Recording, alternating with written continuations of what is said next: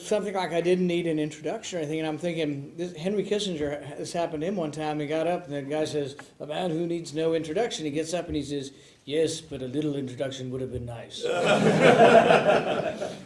I like the statistics from Oldham County, and I think we should have a proclamation today that Oldham County gets to count twice versus one time for Jefferson County. And that would be, or maybe we just count the votes in Oldham County. That would be nice. Probably about 100 years ago, there was a chaplain in the U.S. Senate. We still have chaplains. Believe it or not, we pray every day in the U.S. Senate. You're not allowed to pray anywhere here locally, probably in a government building, probably not here. But we pray every day in the U.S. Senate. And we had a chaplain. His name was Edwin Hale. He was a famous writer also. And they asked him, "Do you pray for the Senate?" He said, "Well, I've met the senators, and I pray for the people." And I've met the senators, and I think praying for the people is a good idea. I've also met enough of them now that I think there's no monopoly on knowledge up there. When I was first elected, John McCain called me and he said, "Yeah, the first 6 months you're up here, you'll pinch yourself and say, 'How did I get here amongst these important people, these personages you see on TV and all this?' He said, 'The next 6 months you'll pinch yourself and say, how the hell did the rest of these guys?'" There's some truth to that, and I think the truth to that is that I've been a believer in term limits. I think really there ought to be a rotation in office, that I have no monopoly on knowledge. I'm trying to do the best I can. I try hard because I have a job I can come back to and want to come back someday to practice medicine. I still do practice a little medicine. The rules prevent me from having a business, so I had to sell my business, sell my practice, everything. But I still am able to do some charitable surgery, and I've done that around the country, around the state mostly. When I was running for office, it's not all, it's cracked up to be. There is exciting things in debate and being on television things. But one day I was coming through Litchfield, and this woman came up to me, and she grabbed me by the hair. And she said, "Oh, I just wanted to see if it was a toupee or not." And I said, "Hey, lady, I'm just having a bad hair day. Can't you give me a break?" So I thought I'd gotten past that. And so last week I'm in Israel, not at taxpayer expense. It was a privately funded trip. So I'm in Israel, and I'm praying at the West Wall. And out of tradition, I was wearing a yarmulke. And so I don't always read the comments on the internet, but I just happened to look at the story and read the first comment. And the first comment was, "Yeah, look at that guy with that yarmulke stuck to his rug." So I wanted to go ahead and get that out of the way. You may not agree with me on everything. You may not think I'm always genuine, but the hair is genuine. We had a big fight recently. You may have heard about it, the fiscal cliff. So if it's called a cliff, I guess we can assume it's a bad thing, right? We didn't want to go over a cliff. But nobody ever really talked specifically about what the cliff was. What is the cliff? What was so bad about the cliff that we wanted to avoid? It was taxes going up. So this is sort of a remarkable thing. Republicans, Democrats, everybody thought that if all of your taxes went up, it would be a bad thing. This is a remarkable thing, because when the tax rates were reduced under Bush, every Democrat voted against that. So now we have a cliff approaching, and people are saying, this is a couple weeks ago, people were saying, this cliff is coming, you must save some of the folks from drowning. And we're going to offer you, the president, the Democrats are going to offer you a chance to save 98% of the people. And I said, well, that's good, but should we really endorse drowning as a policy? So we're saying it's not good for 98% of the people, but it's good for 2% of the people? It never really made any sense to me. Because my question is that if the money is sent or taken from Oldham County, whomever it is taken from, and sent to Washington, is that a good thing or a bad thing? Now, Milton Friedman said, and I think this is the best way to look at government, Milton Friedman said that nobody spends someone else's money as wisely as you spend your own. It's the argument for minimizing government, even local government. It's the argument for private enterprise, because private enterprise distributes goods well because it's your money. You have to distribute goods. You have to make a profit. You're driven by this necessity of efficiency. Government doesn't have that at all levels. It's better at local government. It's a little bit less good at the state government. And then it's really bad at the federal government. I tell people, don't send any more money to Washington. There's no objective evidence that we're very good with money. We're borrowing $50,000 a second We're borrowing $4 billion a day. There's no evidence that we're frugal with your money. And you say, well, we just need to squeeze more money. We need to raise taxes on the rich. My question is, what are you spending the money on up there? What's it going for? Last year we spent $3 million to study monkeys on methamphetamine. Does anybody want to know what monkeys do on methamphetamine? They act kind of crazy like humans do on methamphetamine. Do we really need to spend $3 million on that? We spent $300,000 on our robotic squirrel because we wanted to know, would a rattlesnake strike a robotic squirrel if it wasn't wagging its tail? And they asked for volunteers from real squirrels, but no real squirrel would agree not to wag its tail. So they built a robotic squirrel, and guess what? The rattlesnake will strike a robotic squirrel that's not wagging its tail. $325,000. We spent $500,000 on developing a menu for Mars. So when we colonize Mars, we need to be prepared. And this is a good job for your kids. If any of you have kids that don't have a job and they've got out of school and they don't have a job, $5,000 stipend. They did the study in Hawaii, not too bad, and you had to like food. So the requirements are pretty stringent. You have to like food. You get to Hawaii, so they study what will we have on Mars, and lo and behold, a bunch of college kids decided it'd be good to have pizza on the menu. So you spend $500,000 to learn that. You can multiply that by the thousands. And people say, oh, well, you're just talking about $3 million. You could never balance the budget if you cut that. Multiply every example I said by the thousands, by the hundreds of thousands. Your representatives in the abstract are for balancing the budget. Every Republican in the Senate's for a balanced budget amendment. And yet, half the Republicans we lose to various little special interests from their state. There's a sugar subsidy. There's about probably 10 people who are big sugar farmers in the country. I mean, it's a limited amount of very wealthy families. We subsidize it by 19 cents per pound or something. We wanted to cut 1 penny per pound. It would have saved $9 million. The first argument is, oh, that's nothing, why bother? We couldn't save $9 million because the sugar industry was so strong that it convinced several Republicans to vote the other way. And if you wanted to balance the budget, cutting $9 million at a time, you'd have to cut it 140,000 $9 million cuts to balance the budget.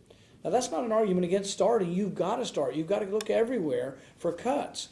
But it is a spending problem. When President Obama came into office, we spent 20% of our GDP. So $1 in $5 from the economy went to your federal government. It's now 1 in 4. It's nearly 25% of GDP.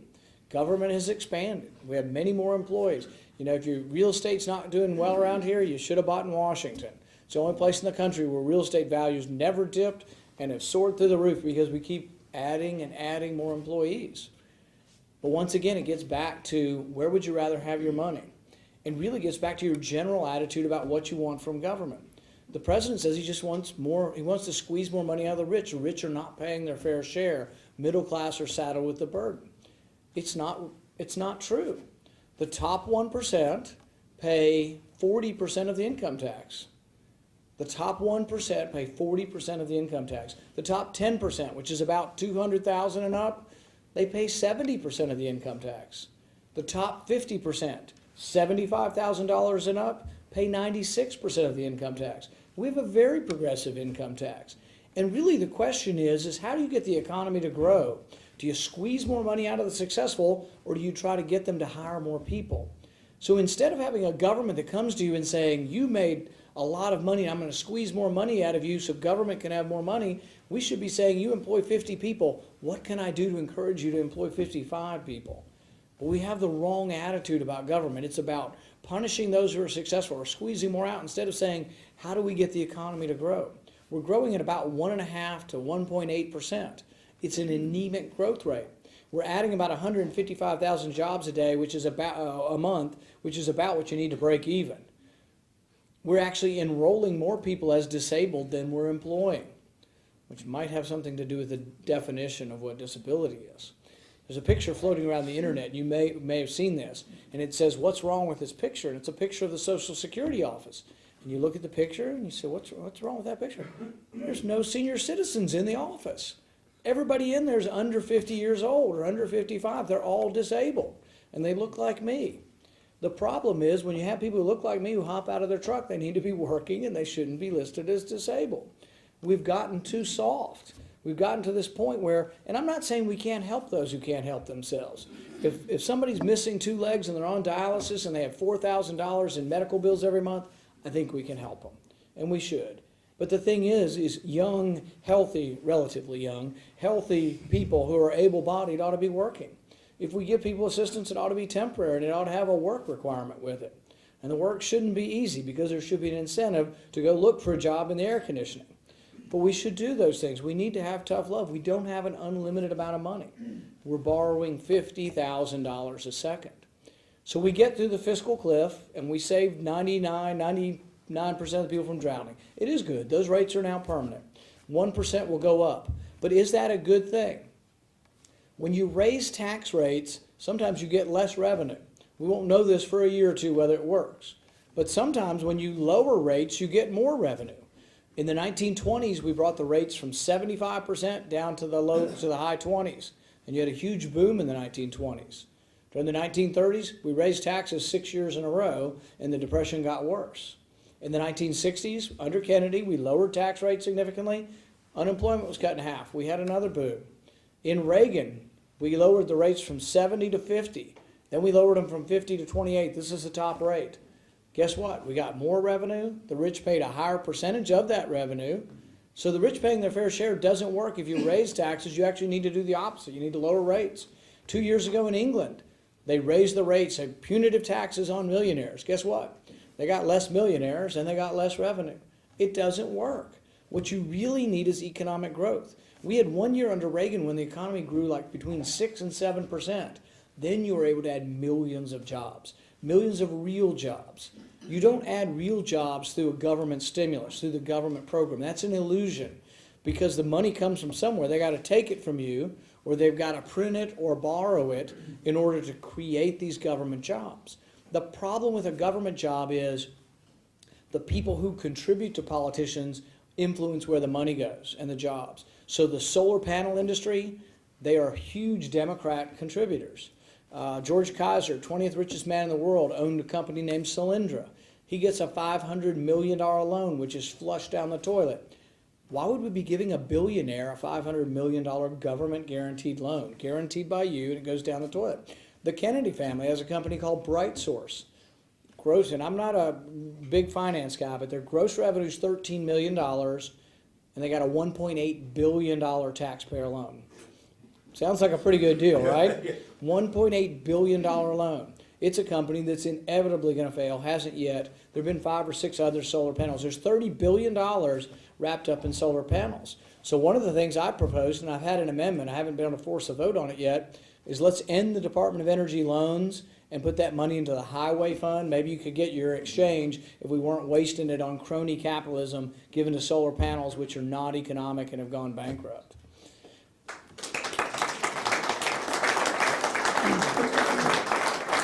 I've also proposed the same thing with foreign aid. The president said we need to do some nation building at home. I agree with him, but he needs to follow through with that. And that means that countries that are burning our flag, chanting death to America, maybe they don't need any more of our money. Pakistan continues to hold in prison the doctor that helped us get bin Laden. Dr. Shakil Afridi gave information, worked on a vaccine program that helped to get bin Laden, gave us information. He's now in jail for the rest of his life, and we still give Pakistan billions of dollars. Egypt, we're giving F-16s, Abrams tanks. I'm concerned those tanks and planes may someday be used against Israel. So I have concerns about what we're doing with this money. There is a limited amount of money, and there are things that we can agree, Republican and Democrat, that we want. Roads and bridges. You know, the road fund, I was talking to Senator Harris for the states, about $420 million. The bridge project in Louisville needs $2 billion. The one up in Northern Kentucky needs $2 billion. How are you ever getting to $2 billion when you have $420 million? You got to find some other source. So one of the things I proposed to the president when I rode on the plane with him was there's a 10% set aside for beautification for bike paths. I ride bikes, I like bike paths. If you've got a surplus, build more of them. But if you've got a deficit and you don't have enough money to repair your roads, or a change is more important this year than a bridge, more important than a bike path, you got to give your officials the ability to make that decision. So I propose we get rid of the 10% set aside. You could still do it. If Oldham County decided you want bike paths, you build them. But you could also decide we want the exchange for the next 2 or 3 years, and we're going to put all of our enhancement money towards an exchange near your industrial park. Those decisions should be something you have the freedom to do. And we fought that, and the president kind of nodded his head and seemed reasonable and then opposed the idea.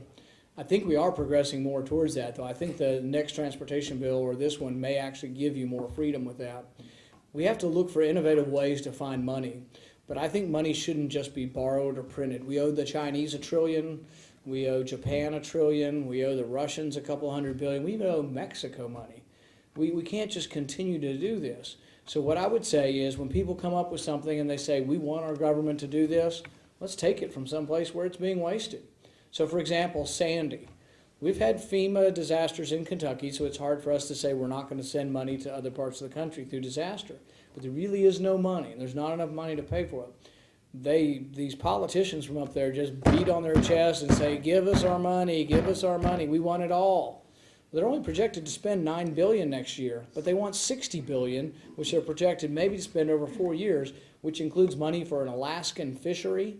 It includes money for 5 southern states where they're buying the Republican votes by giving them some kind of stuff for previous disasters years ago. It also includes $700,000 in there for a performance art festival. And this is New York City, of course. Got to have a performance arts festival. They do some pretty cool things there. You need to know because your money's going to go to this. Knot tying, Occupy Wall Street photo exhibit, flash mobs. Anybody know what a flash mob? Flash mob performance. And the flash mob performance is, this is really interesting. Great use of your money. Everybody shows up with their iPod at the same time and pushes play, and I guess they dance, stand still. I don't know what they do, but you're going to be paying for it. Performance art festival called River to River Festival, $700,000 in there. Alaskan fisheries, all done sort of to buy votes of other senators. That never happens in state senate, does it? But the thing is so I introduced an amendment. I didn't get very many votes. I said, look, they're only going to spend $9 billion next year. Nobody in government seems to be very good with money. Let's give them only the $9 billion. Come back a year from now and give us a report on how well you're doing with spending the money and what you need for the next year. And I said, let's take the $9 billion from countries that are burning our flag and chanting death to America and not send it there, and let's send it to New England. And I got, like, I don't know, 10 votes or something. Because so many up there just want to keep doing the same thing we've always done. Just keep sending the money overseas. They think we buy friends. Sometimes it backfires on us. We sent Mubarak $60 billion over years, the head of Egypt. But he essentially was a dictator. I mean, they lived under martial law and an order where they couldn't congregate. So when they did congregate, you had that Arab Spring going, they had 100,000 people in Tahrir Square. You know what they did? They sprayed them with tear gas. You know where the tear gas was made? In Pennsylvania. How did they buy the tear gas? With your money. We give them foreign aid, they buy tear gas, they suppress their people. Do you think their people think that foreign aid's a good thing or a bad thing?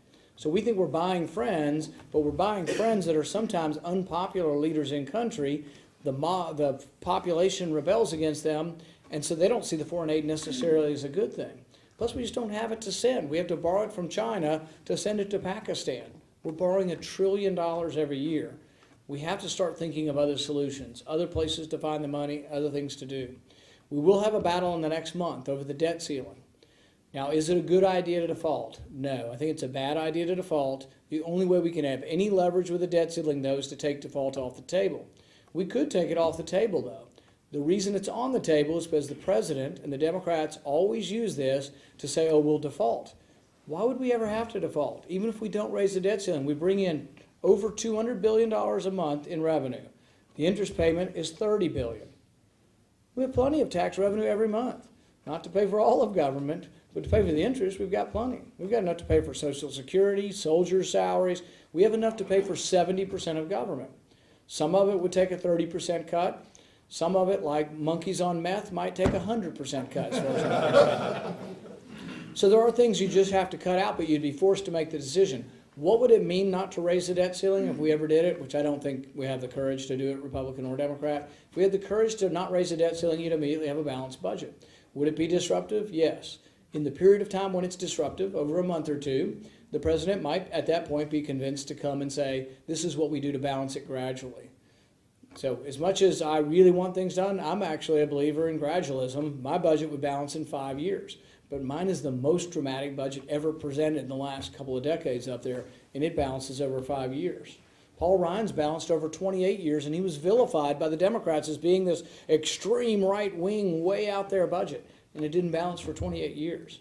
Has to me balance over a finite period of time, because there'll be different people. I may not be alive in 28 years. How can I promise you that we'll stay on this glide path and that we'll balance in 28 years if I'm not in office or alive? So I think you have to do it over a shorter period of time when you can trust the people you've actually elected to actually do it. But in order to go through the deadline of the debt ceiling, we would have to pass legislation directing the president that he has to pay interest on the debt, and we'd let all the marketplace know we will not default. We could do that by majority vote. We could do that in the House because we can win the House, and I think we should, as Republicans, do that, bring it to the Senate and try to vote on it, and guarantee that we do the typical functions of government, Social Security, soldier salaries, things like that. Then we would have the leverage to try to get the president to do the right thing. I ultimately think the right thing is a balanced budget amendment to the Constitution. They don't adhere to anything else. A year and a half ago when we had the debt ceiling fight and there was all that rancor and all that debate, and you thought, well, maybe we finally did something good, most of the things we scuttled. We had caps on how much you could spend. We routinely exceed those. We had a sequester, which was supposed to be $1 trillion cut, including military and domestic. We've now pushed that off 2 months, and it hasn't happened. And realize what these numbers are a little bit confusing. They're all 10-year numbers, and the congressional budget baseline goes up $9 trillion over 10 years. That's the baseline. The baseline isn't zero. It's a baseline that increases $9 trillion over 10 years. So when they tell you the sequester that Republicans and Democrats are so worried about that would be so draconian, it cuts $1 trillion off the $9 trillion. So we'd still go up $8 trillion over 10 years, and that's a cut. There are no real cuts. If I were to get my way, I would freeze spending because I think it's simple. People can understand it, and they will know there'll be less money because inflation will make the money. There won't be as much money there. I would freeze spending. But the Congressional Budget Office would scare you to death, and they would say, freezing spending is a $9 trillion cut over 10 years. So the sequester was $1 trillion. Bowles-Simpson Commission, what everybody talked about was more dramatic, was $4 trillion.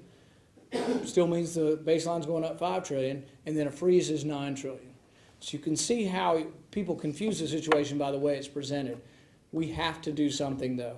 There will be a day of reckoning, and there is a possibility of destroying our currency. I truly think that. It's what motivated me to run for office, because I'm worried what happens if we go on this course. In the 1920s, Germany did destroy their currency.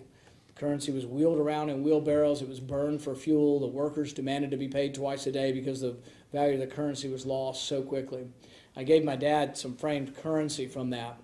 Like September 1st, it took like 100 marks to buy a loaf of bread. September 14th, 10,000 marks. September 30th, 100,000 marks. And then 2 weeks later, it was like 63 million marks or something to buy a loaf of bread, and then it was done. But out of that chaos, they elected Hitler. Hitler vilified a certain group and said it was all the Jews' fault. So you have to realize that chaos is not what you want.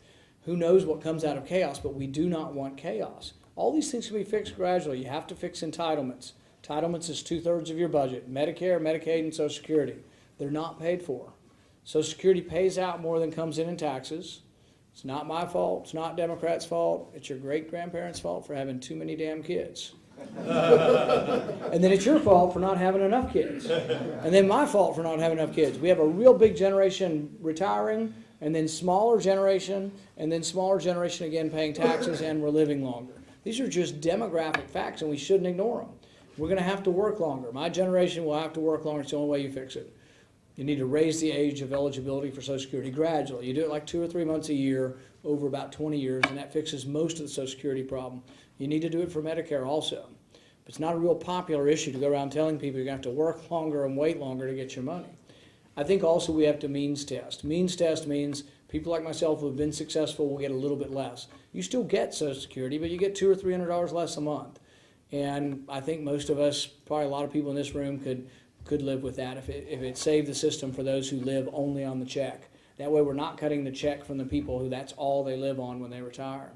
These things have to be addressed, but both sides are sort of afraid to do it because they're afraid you won't vote for us if we tell you we have to cut something or if we have to change something. But it is coming one way or another. If we wait, stick our head in the sand, it'll come dramatically and it'll be a real problem. If we do it gradually, it's not as hard to do, and you do it on the younger people. And I've got 10 years, 15 years to figure out what I'm going to do with retirement. And so I think that's the way to look at it. In order to, I think, regain our greatness as a country, we need to recognize what made us great. And what made us great is our system. We need to be proud of profit. We need to be proud of self-interest. Greed is if it's the judge's money. If it's my money, it's just self-interest. It's just name calling. Self-interest is not necessarily a bad thing. Self-interest drives us to be efficient. It doesn't mean greed. Self-interest means that we've created great wealth and we've given great wealth away. Who's the richest country in the world? We are. Who's the most generous country in the world? We are. When Haiti needs money, who gives? We do. When babies need adopted, who adopts them? We do. We have a great, rich, and humanitarian country, but it comes from capitalism. It comes from our system. So we need to be proud of that system and not be a system that just thinks, let's just tax all the successful people, take that money and send it to Washington, everything will be better. We want more successful people. We want more rich people. That's what we should be in favor of, is more rich people, not less rich people. If we recognize where we came from and what we stand for, I think we can be a great country again. We are in the tipping balance, and I think we really need to address this soon, or this great country is really in danger of heading in the wrong direction. I thank you very much for allowing me to serve, and thank you for inviting me today. Thank you.